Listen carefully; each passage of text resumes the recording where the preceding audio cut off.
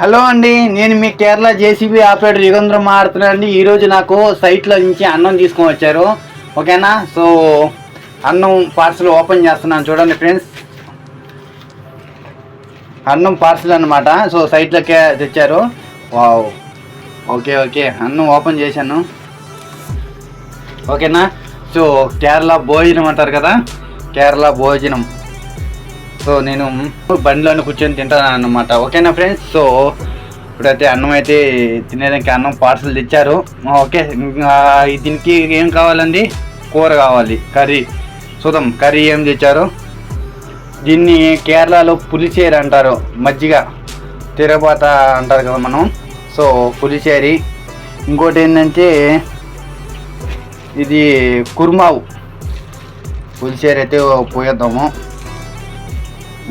పులిచేరి కొంచెం పోసినాను, అంటే మజ్జిగ అనమాట, బాగుంటుంది. ఇది కుర్మావు, కుర్మా అంటారు కదా, దో కుర్మా. ఓకేనా? సో మనం ఇంకేందబ్బా, ఇది పచ్చడి, మజ్జిగ పచ్చడి ఏదో ఉంది. సో చూస్తున్నారా, ఇదో ఇదేనమాట కర్రీ, మజ్జిగ పులుసు. ఇది కుర్మా మొత్తం. ఇది వచ్చి కచ్చంబరి, బాగుంటుంది. దీన్ని తెలుగులో ఏమంటారు తెలియదు, నాకు అసలు గైడ్ లేదు. ఓకేనా? ఇది టేస్ట్ బాగుంటుంది. ఇంకోటి ఏంటంటే ఇది వచ్చి ఇది చేపల పులుసు. చూడండి ఏ విధంగా ఉంటుందో. ఇది చేపల పులుసు అనమాట. చూడండి ఏ విధంగా ఉంటుందో.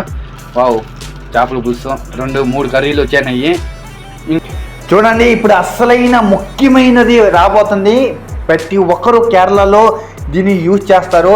అన్నం తినేటప్పుడు ఇది లేకపోతే అన్నం గారు దిగదు అన్నమాట వాళ్ళకి. ఓకేనా? అదేంటో చూపిస్తాను. కేరళలో ప్రతి భోజనానికి ఇది కంపల్సరీ ఉంటుంది అన్నమాట. ఓకేనా? వస్తున్నాడు హీరో వస్తున్నాడు. అన్న ఏంటి చేప, చేప.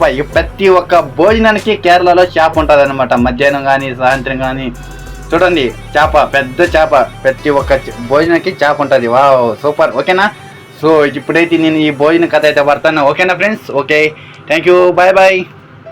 చూశారు కదండి కేరళలో భోజనం ఏ విధంగా ఉంటుందో. సో నేను జేసీబీలో అన్నం ఈ విధంగా తింటున్నాను అనమాట. బయట వర్షం వస్తుంది. ఓకేనా?